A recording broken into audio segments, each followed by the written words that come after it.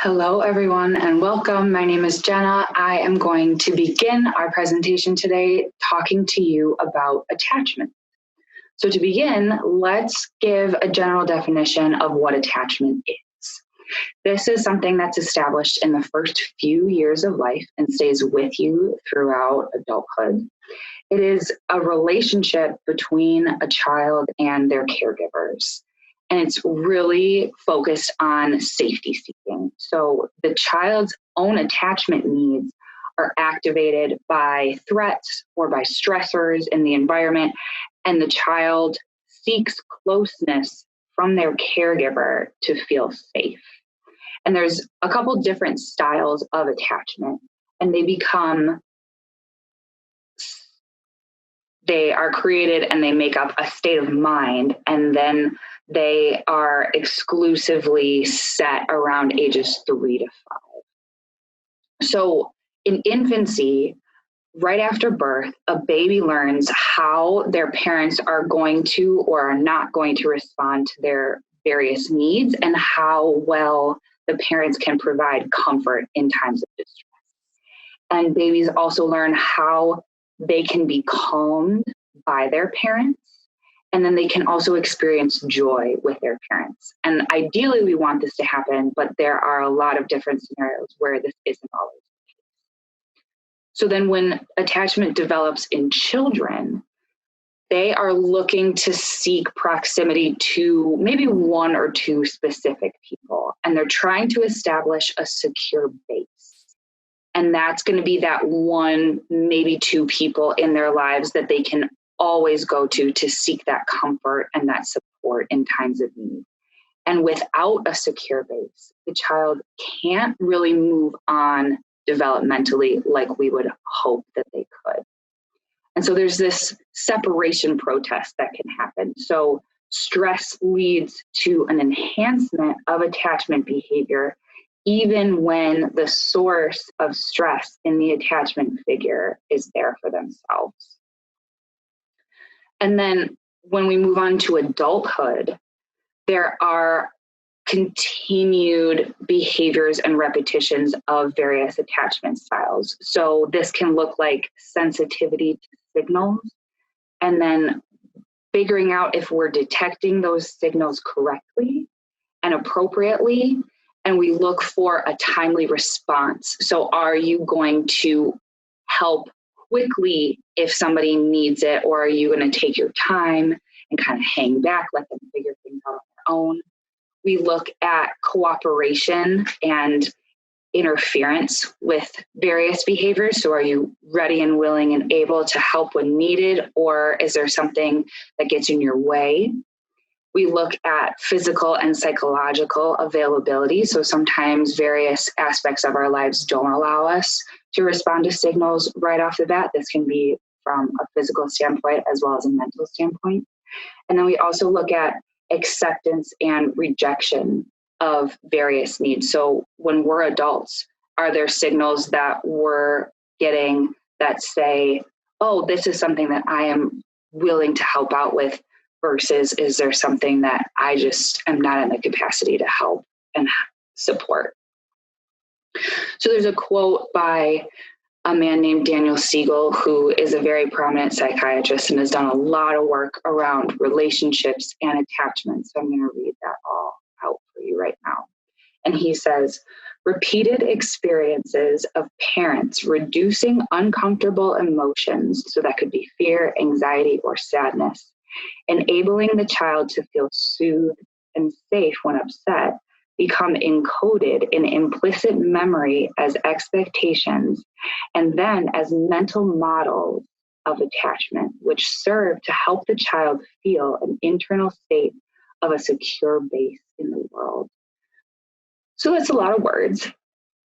In a nice summary, he's saying that when parents or caregivers are repeatedly available to help support children in their times of need, this starts to create some really strong memories for children in their minds to help them know whether or not their caregivers are going to be available to them to help and to keep them safe, or if that's not always the case and they don't necessarily have that secure person in their lives to support them. So there's 4 main styles of attachment, and they are secure attachment, avoidant attachment, anxious attachment, and disorganized attachment. So we'll go through some definitions of each of those styles and then give some examples of what that might look like. So in secure attachment, this is the style of relationship that we are hoping to have with our children, in our relationships. This is what's going to feel the best, and we know that our needs are being met the majority of the time. So when a child is securely attached to their caregiver, they will accept comfort and they will be comfortable with close contact with caregivers. They feel safe when their caregivers are present. They will interact with other people, maybe some strangers, when their caregivers are present. And they will also show some kind of distress when their caregivers are gone for a period of time. And so there's a pathway that we can try to identify whether or not a child is securely attached, and then how that looks in relationship to the caregiver. So we have a graphic to show you. So I'm going to pull that up. And so this pathway to secure attachment is labeled in just these couple of steps. So we start off by saying, I want my child to be securely attached. And so the next step after we've made that decision is to figure out how to understand our child's needs. And so we are working to observe things that they're sharing with us, different behaviors that they're exhibiting. And then the next step is we have to look at what those behaviors are and watch how we respond to all of those behaviors and those signals that our child is giving us. And then the final step to work towards secure attachment is to talk about what we as caregivers are doing or not doing to meet our child's needs. So then when we move on, there are 3 other forms of attachment that are not as secure. And there are some things that can happen that can interrupt that relationship and that does not allow for secure attachment. So the first style is called avoidant attachment. And when this is present for children, they do not accept comfort from their caregivers. They show little to no interest in interacting with their caregivers or with strangers. They're not impacted when caregivers return to them after being gone for a period of time. And really, they're mostly focused on the environment. That's where their interest lies, where their focus is directed. The title of this attachment style is avoidant, so you can kind of think of it like they are working to do their best to not even engage with anybody that's around them, whether it's somebody that they're related to, whether they're being taken care of by, or if it's just a random person. So then with anxious attachment, these children can present as overly dependent on their caregivers. They may be irritated when other people are present in addition to their caregivers. They are very distressed when they're separated by their caregivers. And then if there is a period of separation, when their caregivers return to them, they may reject those caregivers coming back because they are so upset at the fact that they have been separated. And then the final style of attachment is disorganized attachment. So this is where a child kind of floats in between anxious and avoidant attachment styles, and they're really unsure about how and if they can accept comfort from their caregivers. So they may show some distress when they're separated from a parent or a caregiver, but they can also maybe feel some relief when this separation happens. So they're really unsure. There's 2 different options that they can't quite decide what feels right when that happens. And they may avoid caregivers on return when they're reunited after a period of separation, or they can feel nervous about a reunion because they're not quite sure how to accept that reunification.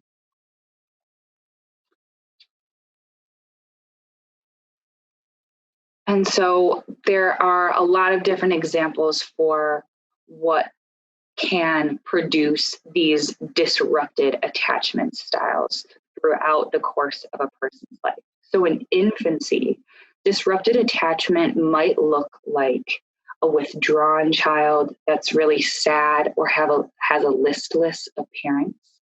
They might not smile or engage with their facial expressions. They don't follow others with their eyes. They're not tracking, watching where people are going in the room. They don't reach out to you when they're being picked up. There's no interest in baby games or those interactive games like peekaboo or patty cake. There's no really interest in playing with toys. They are going to engage in self-soothing behaviors. So they might rock themselves, shake themselves a little bit, pat or pet themselves. And they're most calm when they're left alone and they're not being interacted with. And then in older children, this disrupted attachment can look like they're being superficially engaging or charming. They also have a lack of eye contact when they're being spoken to. They are overly affectionate with strangers, not their main caregivers or parent. They can lack the ability to give and receive affection. They are inappropriately demanding or clingy. They are persistent with nonsense questions and incessant chatter, so just always talking. They have maybe poor peer relationships, low self-esteem, poor impulse control, or difficulty in learning from their mistakes.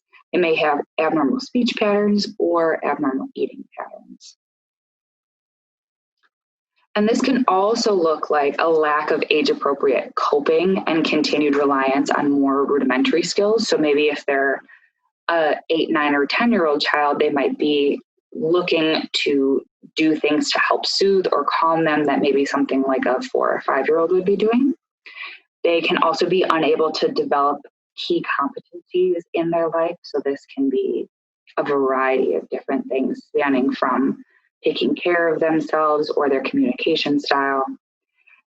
When they experience even minor stressors, it can produce this really, really big overt expression that doesn't necessarily match the stressor that they encountered. And they can manage their overwhelming distress with some really destructive behavior. And this loss of self-regulation can be expressed as an inability to focus and an inability to inhibit actions when they're aroused. So what's really important when we're talking about attachment is firstly looking at the relationship that you as a caregiver have with your child, because that attachment style is so important. But we also need to recognize that attachment styles can be passed down from generations from your own caregiver. So you guys as parents or caregivers, we also want you to be looking at and reflecting on what was your attachment style with your parent or your caregiver. So in order to do this, we can look at a couple different scenarios in your life that can help you identify what style of attachment you maybe had. And this can be different with one caregiver versus another. It's not like your attachment style has to be the same with the number of caregivers that you have in your life. So if you want to just think really quickly about who was maybe the primary caregiver for you as a child, I'll pull up another graphic and I can walk you guys through what we call the circle of security. So this is a program that we at CTN utilize to help strengthen attachment and relationships with parents and their caregivers. So I'll show this to you guys and I'll walk you through some areas of the circle that help us identify what attachment style we might have utilized when we were younger with our parent and caregiver. So this is a graphic of the circle of security. So when we're looking at this circle, the secure base, so those two hands that are being held open, that's where we can identify the caregiver when we're looking at attachment. So when we kind of chop that circle in half, so we're going to imagine a horizontal line cutting through this circle. We have a top of the circle and a bottom of the circle. So the top of this circle, what happens is when children and their caregivers are together, the top of the circle means that the caregiver and the child both feel safe and okay with letting the child move away from the caregiver and go out and explore their world. And then when we look at the bottom half of this circle, when we're in a place of secure attachment, the child, when they have various needs that need to be met, they can come back into the caregiver, and the caregiver then will respond to those needs and help the child feel protected and safe. So that's kind of a general overview of that circle. And so what can happen is that if there's those disrupted attachment styles, so anything that's not secure attachment, there's something that's happening on this circle where either there's a mismatch of how the caregiver is responding to the child or not responding, or in some sort of a way, the child's needs aren't being met. So, like I said before, if we're working with a secure attachment, what would happen is your caregiver would be okay with letting you as a child go out, explore your world. You would feel supported by your caregivers to feel like they are watching over you and they're willing to help and they can enjoy in whatever things you are doing. And then if there are certain needs that happen when you're out exploring your world, you would then also feel safe returning to your parent or your caregiver as a source of support. So there are times when your caregivers aren't going to be able to help support all of those needs on the top and the bottom of this circle. So if you would be experiencing an anxious attachment style, that means that maybe your parent or your caregiver was really, really hesitant to let you go out and let you do that exploring. And then if you have an avoidant attachment style with one of your caregivers, they might not be willing to accept you and have you come back into them if you had needs. And so if you needed to feel comforted or protected, they weren't always available for you then. And then if you experience a disorganized attachment style, this would be a fluctuation between either having a parent who was overly anxious and didn't feel safe letting you go out, or also didn't feel safe letting you come in, or maybe they just weren't even present. And so it was up to you to figure out how to metaphorically move around this circle and explore your world and have your needs met. But maybe you didn't have somebody that was there to help support you in all of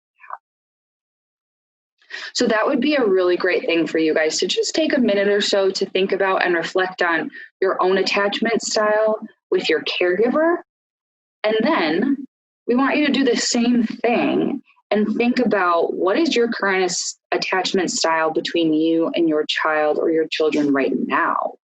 Do you feel like you are present for them and you are okay to let them go out and explore, and you also feel confident in helping to support their needs? Or maybe it's just one versus the other.